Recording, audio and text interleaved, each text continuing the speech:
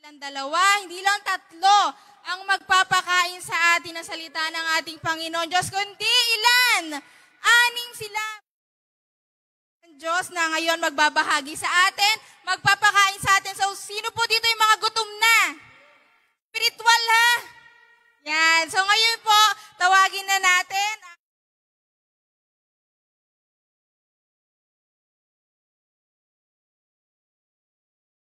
Sister Luz Biminda Rosete.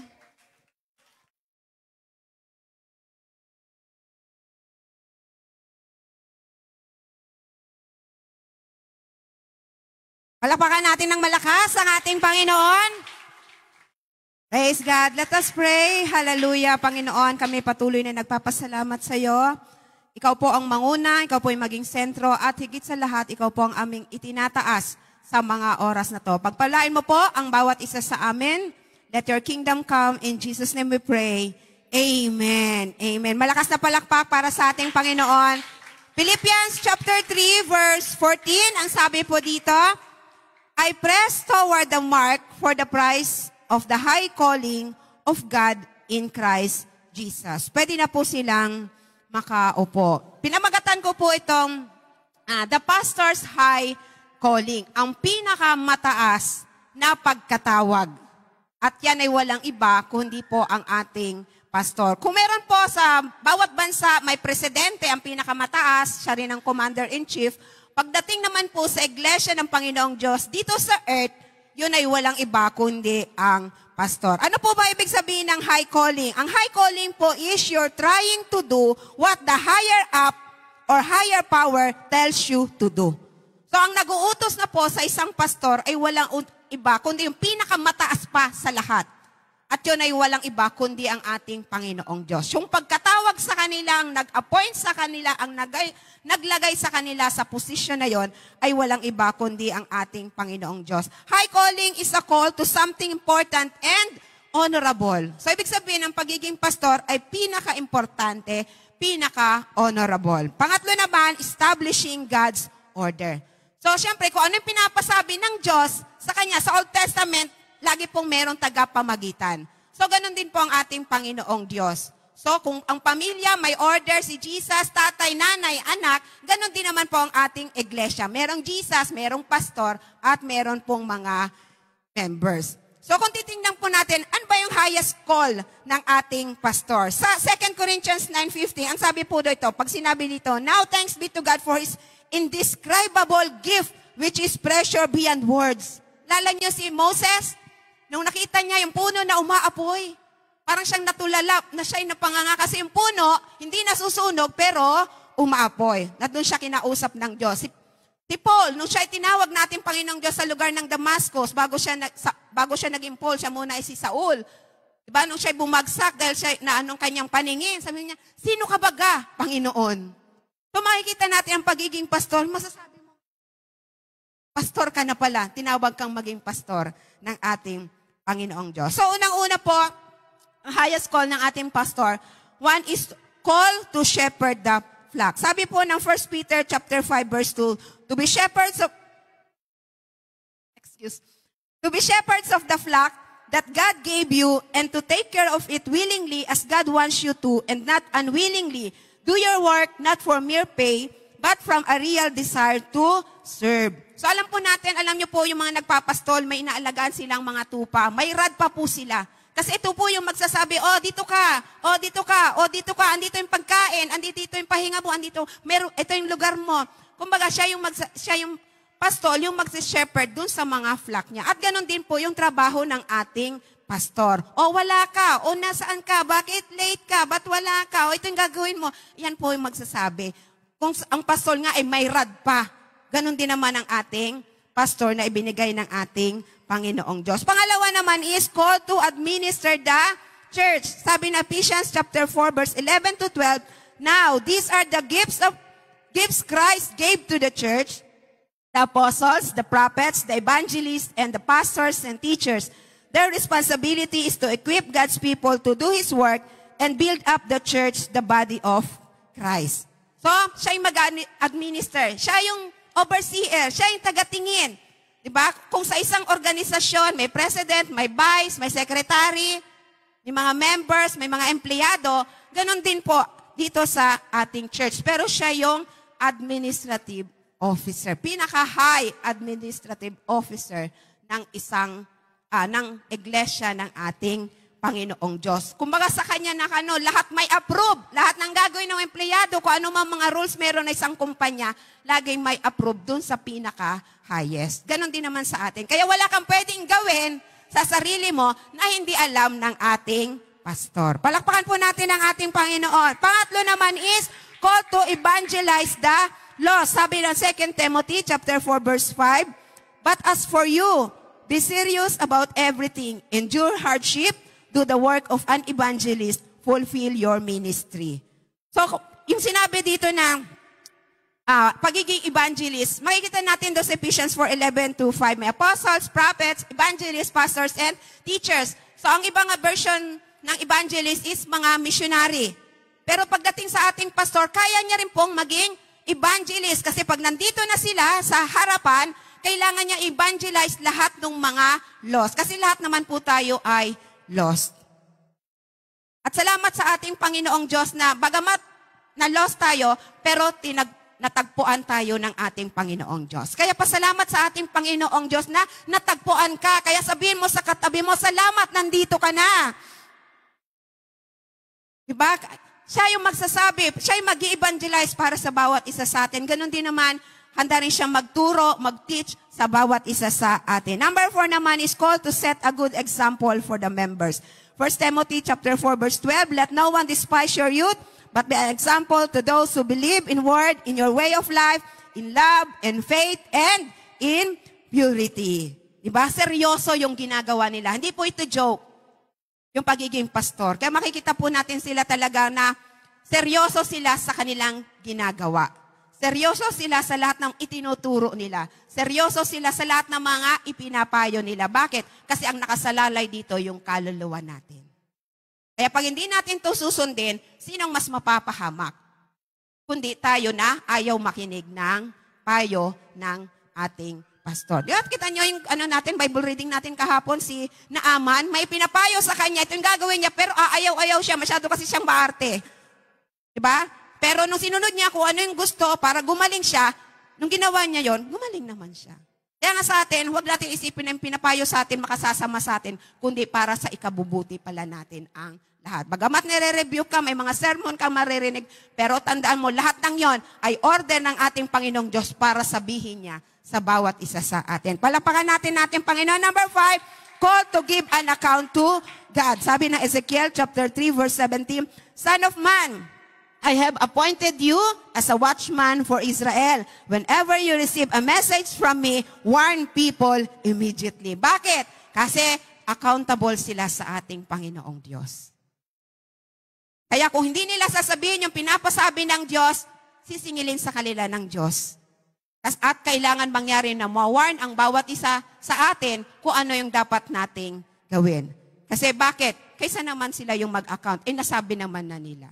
Kaya sa atin, isipin natin, sabi nga wag nating ipasok lang sa kabila tapos biglang lalabas, kundi pareho natin pasok para pumasok sa buong katawan mula ulo hanggang paa, mag-function ang buong pangangatawan ng bawat isa sa atin. So, sabi ng 2 Corinthians 2:16, to some people, we are deadly fragrance, while to others, we are living fragrance. Who is qualified for this? Maybe, masasabi natin kapag nakakarinig tayo ng mga rebuke, nakakarinig tayo ng mga sermon mula sa ating pastor, pwede maging mabuting samyo.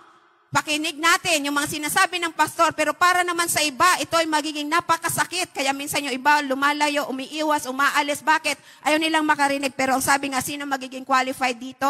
Walang iba kundi ang pastor. Sabi nga yung pastor, God's own heart mula sa ating Panginoong Diyos. At ano naman po yung comfort na ating mga pastor, sa ating mga nakikinig? Alam niyo yung Matthew 18-20, sinabi doon, yung mga natira mula sa 12 disciples, 11 na lang natira. Diba sabi doon, teach them to observe. Kaya doon sa atin, sa mga nandito ngayon, iniisip natin na tayo yung mga natira mula sa rebukes, ng mga sermon na narinig natin, mga ilang taon na tayo naglilingkod sa ating Panginoong Diyos. Ito naman yung gagawin natin sa ating pastor. Give double honor. Kung may binibigay kang honor, doblehin mo pa, triplehin mo pa. Sabi natin kanina ay narinig na extra mile pa ang gawin mo para sa ating pastor. Pangalawa naman is always pray for them. Narinig nyo naman yung sinasabi ng ating pastor, talagang lahat, yung mga ang GC member, ang ating pastor, lahat ng mga pangalan doon ay pinagpipray. So sa atin, hindi lang dahil cell members natin, kundi isama din natin ang ating pastor, ang kanilang pamilya, na isama din natin sa ating panalangin. Huwag naman yung lagi na lang sila yung nagpe-pray para sa atin. Gawin din natin yung part natin bilang miyembro ng pamilya ng ating Panginoon. Pangatlo naman is we must not criticize them. Huwag naman masyadong imarites, huwag naman masyadong i-criticize. Tandaan natin, nakita ko nga sa Facebook, merong nagpe-pray, tapos sa likod maraming mga kutsilyo, mga sword. Diba? Pero ang pastor nananatili siyang nananalangan. We must extend much grace to our pastor. At all pastor, ito po yung ginawa ko, nagtagni-tagni ako ng mga verse. To all pastors, you are called to the highest calling by our Lord Jesus Christ. So give your all. For the yoke is easy and the burden is light. As you enter the high call of God, please do not forget, Jesus is above you, beside you, and within you. He will never leave you nor forsake you. Be strong and take courage. Fight a good fight. In heaven, Jesus will say to you, well done, good and faithful servant. Palakpakan po natin ang ating Panginoon. Po tayong lahat bilang paggalang salita ng ating Panginoong Diyos. In Jeremiah chapter 3, verse 15, reading from King James Version, ito po yung sinasabi, and I will give you pastors according to mine heart, which shall feed you with knowledge and understanding. Maaari po tayo magsiupo. In this verse, in-express ng Lord yung longing niya sa bayang Israel because they have turned away from God. And then He promised that He will give them shepherds, He will give them pastors to lead them, to guide them. And you know what? While studying this, I've read na it's a fact. A sheep has no sense of direction. A sheep has no sense of direction. Kaya dahil nakita ng Diyos yung need natin for direction, He promised and He provided us pastors. Kaya nga, a flock needs a shepherd. A church needs a pastor. After God's own heart. Kaya nga, paano ba nating madidetect yung isang pastor after God's own heart? How to detect a pastor after God's own heart? Unang-una is deep devotion and commitment. We'll be able to observe sa ating pastor na meron siyang deep devotion and commitment. 'Di ba? Sa pagsusundalo, isa sa mga pinalalakas ay yung kanilang tuhod. And karaniwang minsan, 'di ba kapag tayo'y nagugutom, yung tuhod natin nangangatog. And then, isa sa mga pinakahinahangaan kong parte ng katawan ng ating pastor, ng aking tatay, is yung kanyang tuhod. Kasi malakas, matibay, and hindi lang yan. May kalyo.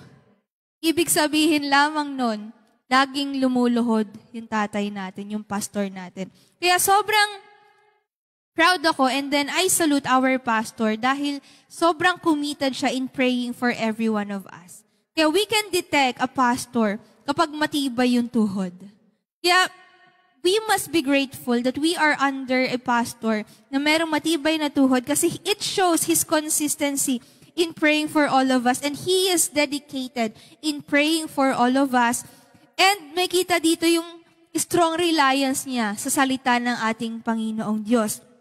And then sabi nga, kung babasahin natin sa ibang version, yung Jeremiah 3:15, sinabi yun, I will give you rulers who will be faithful to me. Kaya mapalad tayo na meron tayong pastor na matapat sa ating Panginoong Diyos. Dahil matapat siya sa ating Panginoong Diyos, He will never ever yung kukonsintihin niya tayo sa mga mali natin. Kaya maging mapalad din tayo dahil meron tayong pastor na matibay yung tuhod, na genuine siya, and meron siyang passion para sa pananalangin. And then, hindi lang yan. He's not just a preacher, but he's a worshiper as well. Kaya, madidetect natin yung isang pastor kung meron siyang deep devotion and meron siyang commitment sa pananalangin sa bawat isa sa atin. Pangalawa, integrity, character, and strong teaching. He's the one who walks the talk. He's not just sasabihin niya mag-take away kayo, magbasa kayo daily. Hindi lang siya taga-implement ng mga ganong ikabubuti para sa atin, kundi ginagawa niya rin yung pag-take away, ginagawa niya rin yung pagbabasa ng Biblia araw-araw, and hindi lang siya nagbabasa, kundi ipinapanalangin din niya tayo. And ma-observe natin na napakaganda ng kanyang character. And isa sa mga tumatak sa aking sinasabi ng tatay ko lagi, keep your feet on the ground. Low profile lang tayo. Be humble. Kahit anong sabihin ng iba, wag kang gagante, wag kung ano-anong sasabihin mo sa iba, tahimik lang.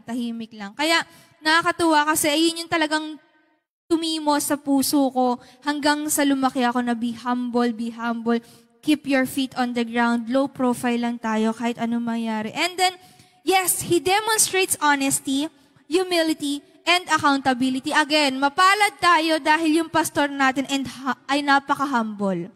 Wag mo lang tanungin kung gwapo ba siya. Kasi talagang aamin siyang gwapo siya kasi honest nga yung pastor natin. Kaya, syempre, bukod sa humble, honest din. Kapag tinanong natin, pastor, gwapo ka ba? Syempre, alam nga magsinungaling yung pastor natin. Aamin talaga siyang gwapo siya. And, alam niyo ba, our pastor prioritizes teaching the whole counsel of our Lord Jesus Christ. Walang dinadagdag, walang ibinabawas, kundi kung ano yung nakasaad sa Biblia, ayon yung itinuturo sa atin. Ayun yung guidance ng ating pastor in teaching us, in molding us, in equipping us. And kung babasahin natin sa The Message version, yung verse natin, good shepherd rulers who rule my way. Kaya we are so blessed to have a pastor who rule according to God's way. Kasi iba yon, yung nangunguna ka ayon sa nais mo, kumpara sa pinangungunahan tayo ayon sa nais ng Diyos. Kaya isa sa mga nakatutulong sa atin is yung pagbabasa ng Biblia nga, di ba? Kaya our pastor is encouraging us to read the Bible for us to distinguish and for us to know na galing nga sa salita ng Diyos yung itinuturo sa amin ng pastor. Na ayon nga sa salita ng Diyos kung bakit niya ako kinokorek. Ayon nga sa batas ng Diyos kung bakit ako pinagagalitan ng pastor. Kaya i-appreciate natin kapag pinagagalitan tayo ng ating pastor. Kasi nasa Diyos yung kanyang katapatan and wala sa tao. Kaya mapalad tayo kapag kinokorek, dinidisiplin tayo. Mapalad tayo kapag pinagsasabihan tayo kasi it is for our own good. And it is according to the Word of God. Kaya nga mainam lamang na patatagin, palakasin natin palalimin din natin yung knowledge natin about sa Word of God para hindi tayo basta masasway. Hindi tayo basta-basta kung saan mapupunta. Kaya ayan yung pangalawa, may integrity. He walks the talk, maganda yung character ng ating pastor, and then sa mga nanonood din sa atin na sa digital ministry natin, mapalad tayo if we are under a pastor who reflects, who expresses, na minamanifest yung godly character, and who gives us strong teaching na ayon sa salita ng ating Panginoong Diyos. A firm doctrine, and let's be grateful because their sermon inspires and challenges us to apply the whole biblical truths in our lives. And pangatlo, vision, leadership, and spiritual truth. Nakakatuwa, di ba? Kasi yung pastor natin, napakalinaw ng pangarap ng kanyang vision para sa simbahang ito. Nanais niya magkaroon tayo ng sariling malaking church, lot, building, and then magkaroon din tayo ng vehicles. Kasi balang araw, kanya-kanya may mga sasakyan tayo. Balang araw, mga boss natin, mga teacher natin, mga professor natin, they will be able to worship God with us. Kaya, hindi sapat yung parking lot sa baba. Hindi sapat yung parking space dun sa baba. Kaya nga, hindi pa binibigay yung Wigo mo, hindi pa binibigay yung Mustang mo, hindi pa binibigay yung Starex mo, kasi hindi pa enough yung parking sa baba. Kaya, when God granted us that, lahat tayo magse-celebrate. Kaya nga, nakakatuwa kasi meron tayong pastor na kaisa sa layunin ng ating Panginoong Diyos na gusto niyang maging part tayo ng worldwide revival. Kasi yun yung vision ng pastor. Hindi lang para simbahang ito, kundi para din sa kingdom na ating Panginoon Diyos. And isa pa, may kita natin dito na kahanga-hanga yung paglilid niya sa bawat isa sa atin. Hindi tayo nililid sa malambot na pamamaraan, kundi He is giving us a tough love. Di ba? Yung talagang matinding pagdidisiplina, yung talagang paglilid sa atin. Kasi nga, pinatitibay yung tuhod natin.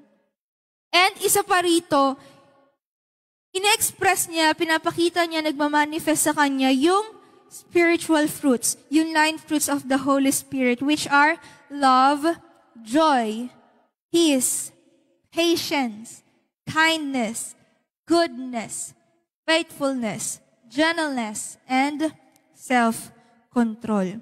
Kaya sa bawat isa po sa atin, ganun din sa ating nanonood, mapalad tayong lahat na kapag na-detect natin ito sa ating pastor na meron siyang deep devotion and commitment, meron siyang integrity, character, and strong teaching, and meron siyang vision, leadership, and spiritual fruit, let's thank God dahil nagpapasakop tayo sa ganong klaseng pastor. And sabi nga dun sa nabasa ko, a pastor's heart beats in rhythm with God's own. Ang pintig ng kanyang puso ay katulad nung sa Diyos. Kaya mapalad tayo kapag yung pastor natin ay ka-align ng layunin ng ating Panginoong Diyos. He is in tune with God. Kaya, nafe-feel nyo ba yun na our pastor is in tune with the heart of God?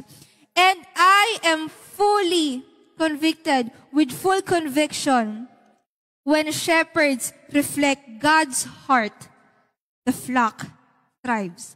Again, when shepherds reflect God's heart, the flock thrives. Kaya malaki yung paniniwala ko, itong TSCFI, we will be able to thrive all together because our pastor is after God's own heart. To God be the glory.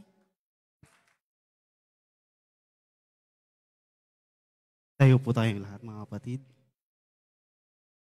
You can read po sa 1 Timothy 5:17, sabi po dyan, give double honor to spiritual leaders who handle their duties well. This is especially true if they work hard and teaching God's word. Magsipo na po tayo. Apostle Paul give special guidelines. So, kung napapakinggan mo natin yung ilawak po ni Brother April, ganito din po yun. Apostle Paul give special guidance regarding church leaders. He recognized that those individuals were not perfect, but Paul was engaged for his church to appreciate and acknowledge the value of pastors, leaders, elders, and other leaders who work hard and serve worthily manner. So, dahil po pastors month po ngayon, focus po tayo sa mga pastor na tumatayong leader natin sa loob ng ating simbahan. Napakahalaga po ng trabaho ng isang pastor sa loob ng church, lalo na sa malaking community. Minsan hindi lang po pagtuturo ang kanilang ginagawa. May mga time din po na pag may ginagawa sa church, may kailangan gawin. So sila rin po yung gumagawa.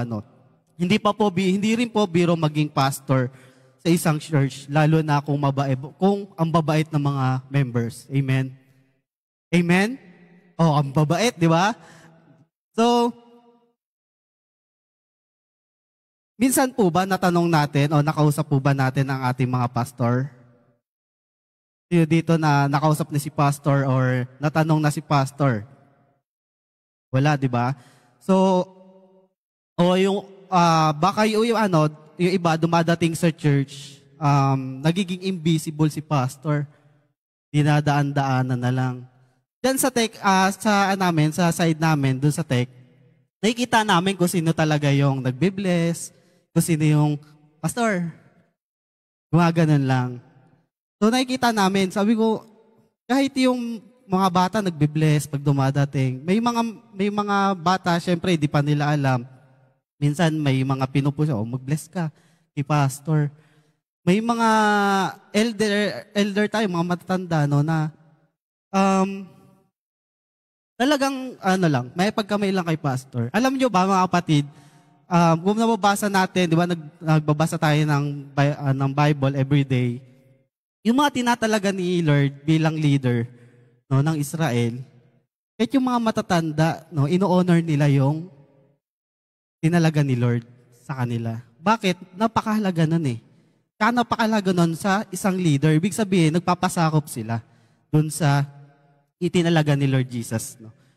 In Hebrews 13:7, no, Tagalog, alalahanin nyo ang mga namumuno sa inyo, naghahayag sa inyo ng salita ng Diyos. Isipin ninyo kung paano sila namuhay at tularan ninyo ang kanilang pananampalataya. Minsan ba natignan at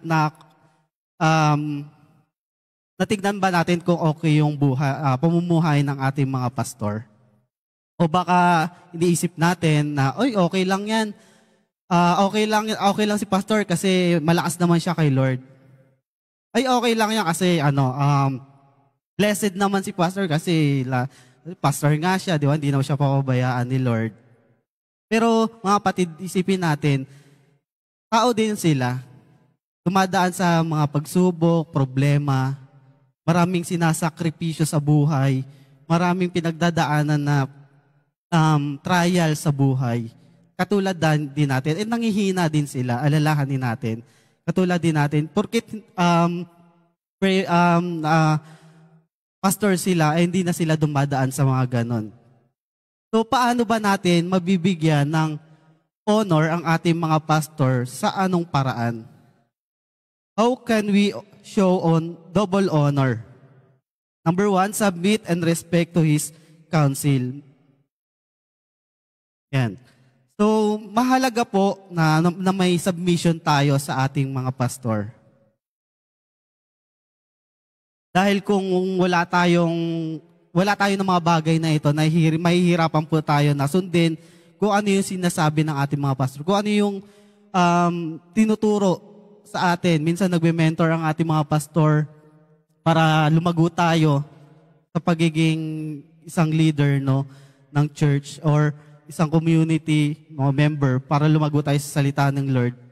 Mahihirapan po tayo na lumago kung hindi natin susundin ang ating mga pastor. Hindi po pwede na tayo yung nasusunod sa ating mga sarili. Yes, may mga sarili tayong mga desisyon, pero yung sinasabi ni pastor sa atin, yung sinasabi ng mga pastor sa atin, nakakapagpalago para sa atin. Alam niyo ba, sa akin, testimony lang, actually, way back 2015, di ko alam, 2016 ba yun, 2017. Kasi nag-start ako mag-school 2018, 19, mga 2019, ganun po. Nakausap ko si pastor, no? Nasa loob kami ng sasakyan, and at si pastor, pagka, one-on-one, wala yung moment na wala siyang sasabihin. And yun yung time na kinausap niya ako, pinalalaan, ito yung mga gawin mo. And pinush niya ako mag-aral. Yun yung tumatak talaga sa akin. Sabi ko, tanda ako na eh. Sabi ko, bakit? Ayun nasa isip ko, tumatakbo sa isip ko. Sabi ko, tanda ako na, bakit pa ako mag-aral? Baka napaglipasan ako ng panahon. Tapos magiging kaklase ko, mas mga bata sa akin. Siyempre, fresh grad, ilang years na ako, tuminto, sabi ko. And then, tinubukan ko. Siyempre, di ba, pag si pastor na nagsabi, at pastor yung nag-advise, may mangyayari. Tignan nyo na mga kapatid, graduating na ako. And I claim, no, grabe kung hindi ko susundin yung bilin ni pastor na mag-take ako ng school, nasaan na kaya ako ngayon?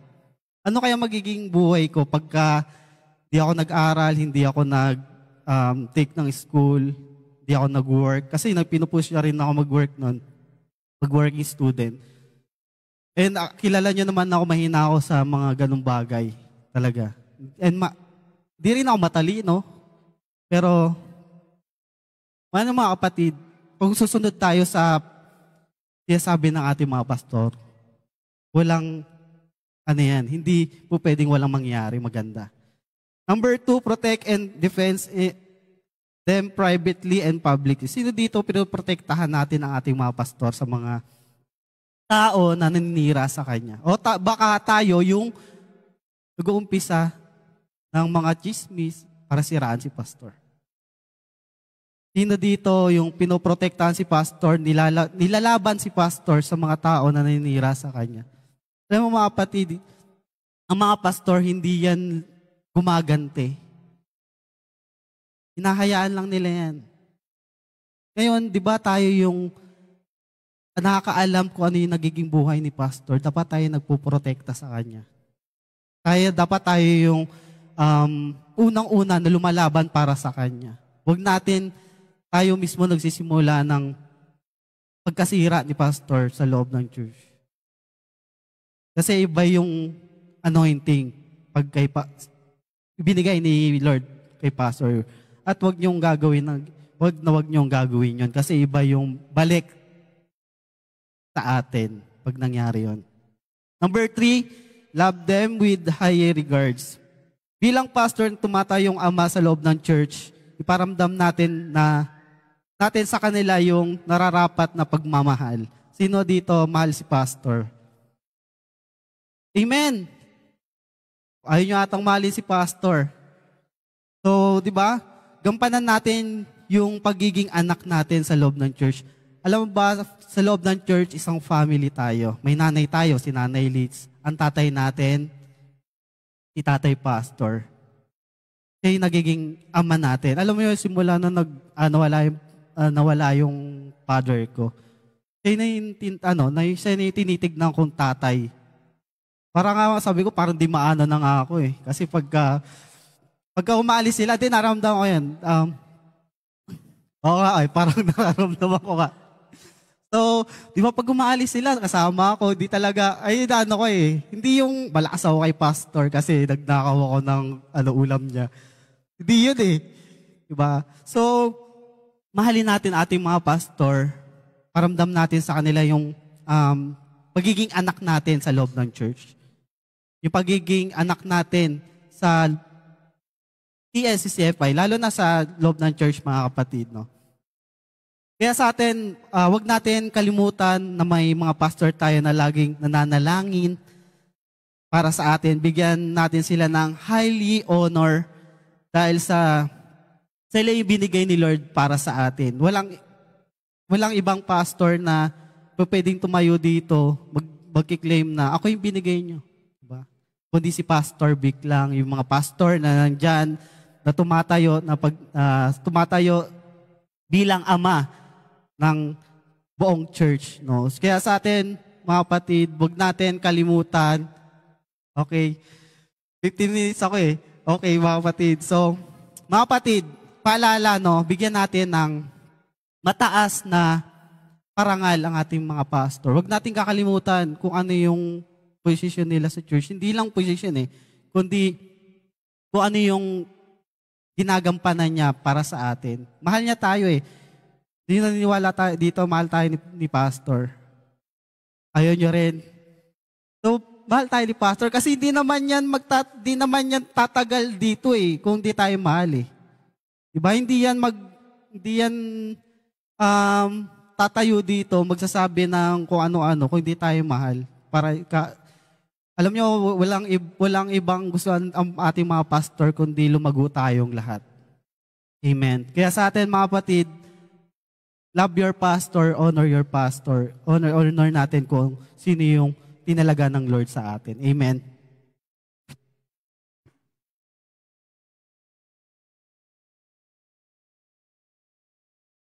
Tatayo. Tayo po'y tatayo.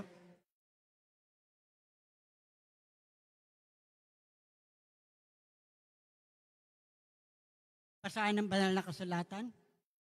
Sundin niyo ang mga namumuno sa inyo at magpasakop kayo sa kanila. Dahil sila ang nangangalaga sa espiritual ninyong kalagayan. At alam nilang may pananagutan sila sa Diyos, pangalaga sila sa inyo, susundin niyo sila, magiging masaya sila sa pagtupad ng tungkulin nila. Bigyan tayong magsiupo, mga kapatid. Hallelujah. Alam mo mga kapatid, kung ang mga bagong Kristiyano o sa mga dati alam na to, alam mo sa bawat gawain sa mga Christian church, pagka merong isang gawain, malaking gawain man yan, mga conference, mga anniversary, mga ordinaryong gawain. Alam niyo, merong tinatalagang prayer warrior dyan eh. Nung araw kami, maaaring ngayon, pinapractice pa rin, merong prayer warrior na nakataga sa bawat gawain. Mula hanggang simula, hanggang sa matapos, isa, dalawa, tatlong tao, hawak-hawak kamay yan, nananalangin, buong gawain, pinapapanalangin yung mga tatayo lahat dito, pinapapanalangin yung lahat yung mga ngaral, yung mga awit, hanggang sa matapos, hindi tumitigil yung prayer warrior. Yan ay naging gawain na sa Christian Church yan. Yan din nakamulatan ko. At kasi na-assign ako minsan na riyan sa ganyang pagiging prayer warrior. Talagang mas mabigat, mahirap talaga kung sasabihin natin, prayer warrior talaga. Kung simula pa lang, magsisimula ka ng manalangin, sama-sama kayo. Tapos ang panalangin, pagpagod, aawit, tapos panalangin na naman. Tuloy-tuloy yun hanggang sa matapos ang gawain ng isang Christian Church. Kaya yung nakamulatan ko, at dito sa ating mga kapatid, maaari sa ating mga bagong manampalatayang, bagong Kristiyano, alam nyo, ang ating Panginoon Diyos ay nagtalaga ng isang tao, kagaya ng nabasa natin, nagpupuyat, ang alaga, nagpapagod, kapanalangin. Kaya matatawag natin siya ang pinaka-prayer warrior natin. Kaya yan pamagate, ating pastor ay ating prayer warrior. Alam niyo mga kapatid, sa bawat, banggit ko na sa bawat gawa, may nananalangin patapos ng gawa. Pero ating pastor, sabi nga sa banal na kasulatan, manalangin ng walang patid. Ang ating pastor ay nanalangin lalo na sa kanyang private moments. Marami siyang dinudulog sa ating Panginoon Diyos. Marami siyang nilalapit. At ang ating Panginoon Diyos ay patuloy nagtatalaga ng mga matuwid at mga banal na tao. Mga ngalaga sa ating buhay at para maging kayaya sa paningin ng ating Panginoon Diyos. At yan ay ang makarapatang mga alaga sa ating mga tinagang tao na mga matuwid na tao at banal na tao, ito ay ating pastor. Kaya dito makita natin mga kapatid, malaki ang nagagawa ng gabay at tulong ng pastor sa buhay natin. Una, ito po yung mga ating pag-uusapan. Meron pong 6 na kaparaanan, 6 na susi dito na ating pastor ay patuloy na lumalapit sa ating Panginoon Diyos. Dito makita sa number 1 mga kapatid, kung ating pong mababasa. Siya ang ating intercessor. Siya yung ating tagapamagitan. Alam mo mga kapatid, hindi pwedeng maging tagapamagitan o intercessor ang tao pagka hindi siya itinalaga ng ating Panginoon Diyos. Pagka hindi siya akilala ng ating Panginoon Diyos. Kapatid natin, pagka intercessor o namamagitan, dapat merong pamumuhay din na matuwid at didinggin ang kanyang panalangin. Kaya yan ang trabaho ng prayer warrior bilang papel ng ating pastor. Kaya yan, akala natin na mahirap ang trabaho ng prayer warrior, mga kapatid. May oras siyang gagawin sa kanyang personal na buhay, may oras na gagawin para sa pamilya, may pupuntahan, pero hindi niya nakalimutan ipagpanalangin tayo. Lalo na sa ating tayo kanya mga nasasakupan. Kaya dito mga kapatid, napakalaga maging bigyan natin halagayin ganyang pagpapagal at pagpupuyat ng ating pastor sa pamagin kanyang tagapamitan. Number 2, mga kapatid, yun na rin pa yung mga kapatid, may jet pa naman. Dariya ang nakikipag-usap sa ating Panginoon Diyos, mga kapatid, lalo sa private. Pagka sa pamagitan ng panalangin, inakusap niya ating Panginoon Diyos. Dinudulog niya yung mga, dinudulog niya yung, hindi naman ako nakakaranas. Kaya siya ang namamagitan at siya ang nakikiharap sa ating Panginoon Diyos. Para sa tao, mga kapatid, siya ang gumigitna sa ating Panginoon Diyos. Kaya napakalaga ang pagiging mediator, mga kapatid. Siya ang nakipag-usap sa ating Panginoon Diyos. Sa pangatlo po, mga kapatid, ito po yung praying for supernatural enemy for flesh and blood. Alam niyo ang ating Panginoon Diyos, bagamat ang ating Panginoon Diyos ay supernatural. Pero meron po yung supernatural na kaaway natin mga kapatid. Ito rin ang nilalapit na ating Panginoon Diyos dahil kaaway natin hindi natin nakikita. Kaaway natin ay hindi natin siya ganong naramdaman, bagamat may ginagawa siyang mabuting bagay sa atin at yung kaaway naman ay may ginagawang hindi magandang bagay sa atin. Yan ang inalalapit ng ating Panginoon Diyos, ng ating pastor sa ating Panginoon Diyos. Ito ay siya nakakipag-usap lalo na ito yung siya nakikipag-usap na tayo ay patuloy na maging matibay, malakas at matatag. Sa number 4, mga kapatid, ito naman, ito ay praying for acceptance. Marami mga lalo na mga kabataan, mga bagong Kristiyano, kailangan natin ang panalangin ng ating pastor. Pagiging mga matatanda na kasi, yung matatanda na sa pananampalataya. Hindi porke matagal sa pananampalataya, matibay na, matatag. Nangihina din yan. Kaya sa mga bago naman, tinutulong natin para sa kanyang pamagitan ng kanyang panalangin ay pinapanalangin niya yung mga lalo na yung bago na patuloy tumibay at tanggapin yung mga salita ng Diyos na may kagalakan sa kanilang puso. Sa pamagitan ng panalangin ng ating pastor, yan ang kanyang ginagawa lalo na sa mga beginner. At hindi na sa beginner, magiging sa mga dati na katulad ko. Kaya dito mga kapatid, malaking bagay yung panalangin natin, pastor, sa buhay natin. Kasi, pagkamat nananalangin tayo, pero iba pa rin ang panalangin ng pastor na nangangalaga sa atin. Dahil concern siya sa atin. Concern siya sa ating kalagayan, sa ating mamuhay, at namomonitor niya kung paano tayo mamuhay sa bawat araw. Kaya napakalaga mga kapatid. Number 5,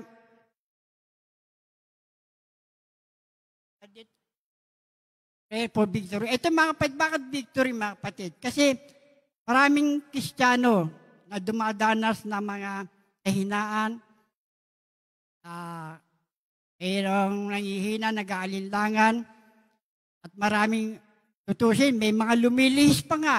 Ito, pray for victory, na magtagumpay yung mga tao, yung Kristiyano sa pamagitan ng panalangin natin. Ito ang ginagawa natin, pastor. Kaya medyo may warning na ako at ito, yung mga binibigyan ng katunggumpayan at sinasama niya sa panalangin, lalo na yung mga nakikita nangihina, may labanan niya sa kanilang buhay, spiritual at physical, yan ang pinapanalangin ng ating pastor. Kaya patuloy tayong pasalamat sa ginagawa natin, pastor. Alam niyo, ganito pa sa ibisan ko na, wala ng oras. Pinapanalangin niya rin yung mga maging matagumpay tayo, pagpalain sa ating pamuhay. At alam niyo, sa marami may makaramdaman ng mga kapatid, kasama rin sa kanyang panalangin. Tayo pagpalain at tayo sa mga karamdaman. Yung mga kapatid, bagamat dumudol tayo, pero katulad natin, pastor, at marubdob ang kanyang paglapit sa ating Diyos na makabit natin yung prosperous living, pati na rin sa mga karamdaman na nararasan ng bawat Kristiyano ay maramdaman yung kagalingan sa tulong ng ating pastor. At alam natin, ang Panginoon Diyos, tinutugon niya ang panalangin ng taong matuwid, mga kapatid. Alam natin na pagka ang panalangin ng ating pastor, alam natin na tinutugon niya ng ating Panginoon Diyos. Kaya mga kapatid, huwag natin baliwalayin yung pagpanalangin natin pastor sa atin sa bawat araw, sa maghapon niyang ginagawa.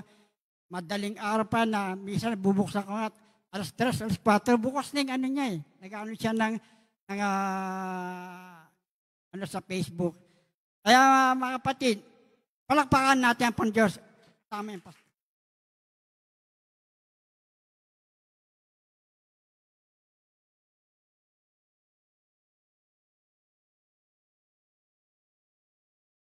Palakpakan po natin ang ating Panginoon. Praise God! Praise God! Yes, Jesus, magsitayo po tayong lahat. Ephesians 2, verse 10. For we are God's masterpiece, has created us anew in Christ Jesus, so we can do the good thing and for us. Madalas niyo po, tayong lahat. Madalas niyo pong naririnig sa akin, kung nag-tilak, lagi kong sinasabi, God has a wonderful plan for all of us. Sa ganda ng plano ng Diyos sa bawat isa sa atin, we need guidance. And karamihan sa atin, hindi natin nare-reach yung magandang plano ng ating Panginoon sa atin dahil kulang tayo sa guidance. Every leader is a steward. Sa business world po, people management is the most difficult. Napakahirap mag-handle ng tao. Imagine, you will take care of people with different personalities, with different talents, with different gifts, at hindi mo naman sila kilala. Iba-iba ang kanilang mga ugali. Ang hirap. So just imagine, dito lang sa atin, example, nag-average tayo ng mga 65 to 70. 70 personalities ang meron dito. Pero iisang tao ang humahawak sa 70 na personalities na yon. We always hear na kaya tayo nandito sa church kasi hindi aksidente. God has a purpose. God orchestrated things. Mawa ng paraan si Lord para pumunta ka dito, makarating ka dito sa church. Makarinig ka ng Word of God. Pero alam mo, hindi lang yun yung parte why God allow you to be here. Hindi ka lang dinala ni Lord dito para makinig ng salita ng Diyos. Kundi alam mo, God placed you here, dinala ka ni Lord dito kasi meron siyang purpose. He wants you to become a part of this church. Kaya hindi aksidente lang ang pagpunta mo dito sa church nito. God wants you to be part of TSCCFI. God wants you to be a part kung saang church ka na ma-attend right now. And naniniwala ako, for me, hindi lang biological family ang meron tayo dito sa mundo. And it is also important to have a spiritual family. Hindi lang biological family, kundi spiritual family. Ikaw ba, tanong ko sa'yo, do you have a spiritual family? Do you consider yung church na ina-attenan mo as your spiritual family? Huwag mo akong tignan, isipin mo yon. Kasi kung meron ka lang biological family at wala kang spiritual family, something is missing in your life. At kung meron kang biological family, di ba meron kang biological parents na nagga-guide sa'yo? Same as true, kapag meron kang spiritual family, meron kang spiritual parents. Do you recognize yung pastor mo sa church where you belong right now as your spiritual father? You know, consider mo ba siya na spiritual father mo sa buhay mo? Kaya naman, kung di ba ang mga parents natin, we submit to them. We obey them, di ba? Same as sa mga spiritual parents natin kay pastor at sa pastor wife, di ba? They are our spiritual parents para mag-guide tayo sa fulfillment ng plano ni Lord sa buhay ng bawat isa sa atin. So don't get me wrong, di ba? Ang biological parents natin, sila yung mag-bring out sa atin to become a good person. And yung spiritual parents natin, they are there to support us para hindi tayo malayo kay Lord. Kaya ang hirap para sa isang pastor to lead a person na hindi naman niya kakilala. Ang hirap kaya magmalasakit sa isang tao na hindi naman vice versa yung nararamdaman niya. Na it's just a one way. Na hindi ka naman, wala ka naman pakialam doon sa taong nagmamalasakit sa'yo. Just imagine a stranger, eto, feeling ko, eto ang usually, kasi nangyayari rin sa atin mga leaders, di ba? So I feel na nangyayari rin to sa ating mga pastors.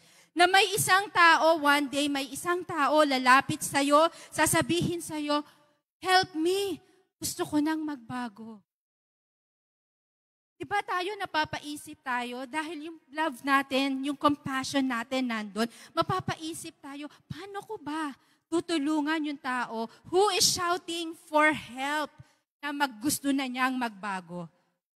At yun ang burden ng isang pastor.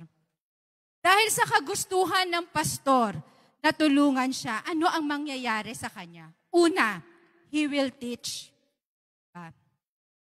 Yun ang una niyang gagawain. Magtuturo siya.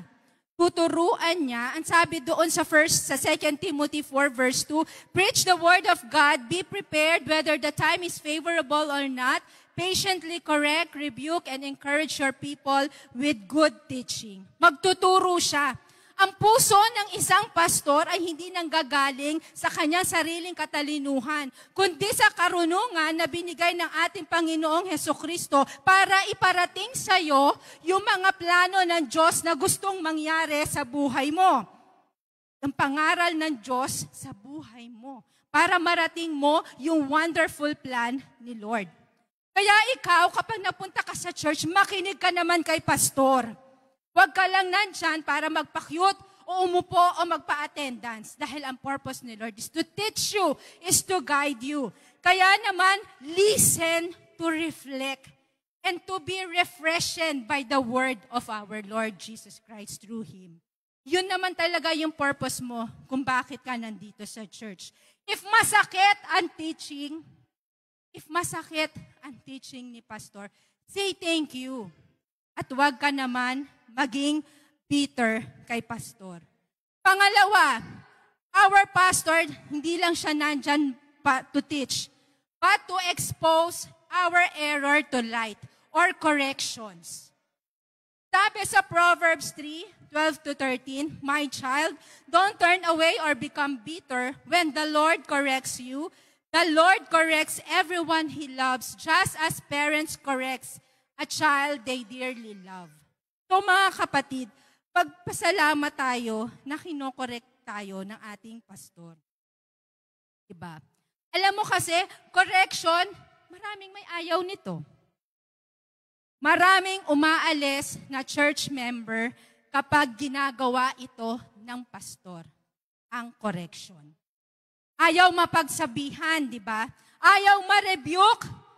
I'm sorry, guys, pero yon ang responsibility ng isang pastor. Ang tunay na pastor na nagmamalasakit sa kanyang flock ay yung nagtuturo at yung nagbibigay ng correction. Nasanay lang kasi tayo that when we attend church, we just sit, we just listen, uuwi. Tapos na. Kung ano yung narinig natin na correction, wala na. Binabaliwala natin. Hindi lang puro teaching ang ginagawa ng ating pastor. After teaching, kailangan ng correction. Pasalamat ka kung napagsasabihan ka kasi it means nagmamalasakit sa'yo. Kilala ka ba ng husto ng pastor mo? Hindi. Di ba? Pero pasalamat ka dahil love ka niya, nagpunta ka dito, pinagsasabihan ka niya. Nagmamalasakit sa'yo ang iyong pastor. Sinasakatuparan niya yung plano ng Diyos sa buhay mo. Correction is the full application of God's grace. Just imagine, teach lang ng teach, walang correction. Teach lang ng teach, walang correction. Baliwala ang teaching kapag walang correction. Dahil yon ang purpose nila. Medium lang or channel ang ating pastor para maging sa katuparan yung plano ng Diyos sa buhay natin. Kaya huwag sasama yung loob natin kung tayo ay napagsasabihan. Ha? At gusto ko itong sabihin na sabi sa Ephesians 4 verse 15, love should always make us tell the truth. Kung talagang mahal ka, sasabihin sa'yo ang katotohanan. They will grow in every way and be more like Christ ahead. So kailangan mo ng katotohanan at ang magsasabi sa'yo nun ay yung tao na nagmamahal at nagmamalasakit. Una, pagtuturo. Pangalawa, correction. At pangatlo, the pastor brings out the best in you. They train you. Tayo, pasalamat tayo kung tayo ay pinagkakatiwalaan ng ating mga pastor. May tatlong bagay na ginagawa sila sa ating buhay. Just to bring out the best in us. Una, they trust us. They trust us yung mga pagbibigay na iba't ibang responsibility. Yung iba, hindi nila maintindihan yun. Ayaw nilang binibigyan sila ng pastor ng responsibility. Natatakot sa binibigay na responsibility. But you know what? Yung responsibility na yan, it is a test para makita, malabas yung the best in you. Tapos, binibigyan niya, pinagkakatiwalaan din tayo sa mga maliliit na bagay. Binibigyan tayo ng pagkakataon ng ating mga pastor na sa maliit na bagay, mag-shine ka para makita kung mapagkakatiwalaan ka ba doon sa maliit na bagay na ipinagkatiwala sa iyo. Diba, binibigyan din tayo ng pagkakataon na humawak ng mga possessions dito sa church. Kasi they trust responsibility. So, ang bottom line, nagtitiwala sa iyo ang ating pastor, ang pastor, kasi it's all about responsibility. Kasi tinitrain ka niya to become a good leader in the future. Responsibility. So, wag sasama ang loob mo kung binibigyan ka ng responsibility. Diba? And next, yun nga pangalawa, di ba? Una, binibigyan tayo ng pinagkakatiwalaan tayo ng ating pastor, responsibility. Pangalawa, binibigyan tayo ng discipline and correction. Binibigyan tayo ng second chances. Kahit na nagkamali tayo, alam ang ating ang pastor, hindi nagsasawang magbigay sa atin ng second chance. Of course, kailangan ng discipline, pero binibigyan tayo lagi ng second chance. At ang pangatlo, hindi sila. They do not give up on it. As mentioned earlier, di ba? Maraming yung mga ginagawa nila, they teach, correct. Karamihan sa atin, nilalayuan na natin, dalawa pa lang yung bagay na nagagawa na yon ng pastor. Nilalayuan na natin sila, iniiwanan na natin sila, binabaliwala na natin yung pagmamalasakit na ibinigay nila sa atin. Pero, ang mga pastor, they never give up on us. Nakikita sa kanila yung 1 Corinthians 13 verse 7, ano yun? Yung love never stop being patient. Never stop believing, they never stop hoping, and they never give up. Hindi sila basta-basta sumusuko. Before I end my exhortation, bago ko bumaba sa stage na to, yung mga bagay na yan, na-experience ko yan. And I would like to give credit to the people who helped me experience all of that. At yon ay si Tatay Pastor at si Mama Lit. Lahat po ng yan, na-experience ko, lalo na kay Tatay Pastor, kay Mama Lit. Nagsimula ako sa church at a young age, and as a typical teenager, masyado akong nahigpitan sa pamamaraan. Lumayo ako sa church for 2 decades. Pero what triggers me, nung mga times na bumabalik ako dito, They never give up on us. And I always remember na lagi sinasabi sa akin ni Mama Litz noon, maski noong na ano pa ako na, do not forget your first love. And here I am, after all the ups and downs, lahat ng mga struggle, nakatayo po sa inyong lahat in the service for our Lord Jesus Christ. Patuloy pa rin na pinapaalalahanan at hindi nila pinapabayaan, ginagabayan nila. Gusto kong i-emphasize ito, na I will not follow them kung hindi ko naramdaman yung genuine and sincere nila, love nila sa akin. Kaya tayo, mga kapatid, I just want to share na ang mga pastor ay mga tao rin po. They have strength, they have struggle, nagkakasala din sila, may mga struggles din sila. Maybe there are times they are not comfortable sharing what they feel sa atin kasi nga they are our leaders. Pero let us allow our pastor to be human too. Kasi masyadong mataas yung expectations natin sa kanila, di ba? At sa sobrang taas yung expectations natin, pag hindi natin nami-meet yon, we tend to turn away. Aalis na tayo agad. Iiwanan natin sila. Don't hold them and their families doon sa mga unnatural and unattainable standards of perfection. Kasi hindi sila perfect. Katulad din natin, tao din sila. Magkakamali at magkakamali rin sila. And when they do, patawarin mo rin naman sila. Katulad ng pagpapatawad at pagbibigay nila sa'yo ng second chance. Kaya kung tayo ay nandirito sa church, do not always think about yourself. Iisip lang natin pag andito tayo sa church, yung para sa sarili natin. Pag hindi ka na napansin ni pastor, hindi ka na magsisimba, o kung may kulang lang, mag-i-stop ka na, di ba?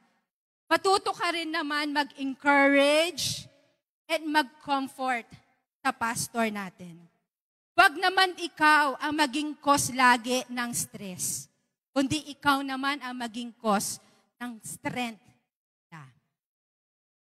And one thing that I realized while I am doing this, now one of the best way that we can appreciate our pastor is to become a great leader, is to step up being a leader.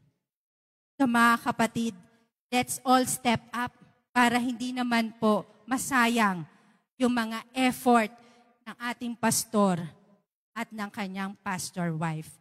Remember, God's plan is very wonderful at hindi natin kayang i-reach yun without any guidance of the man of God. To God be the glory.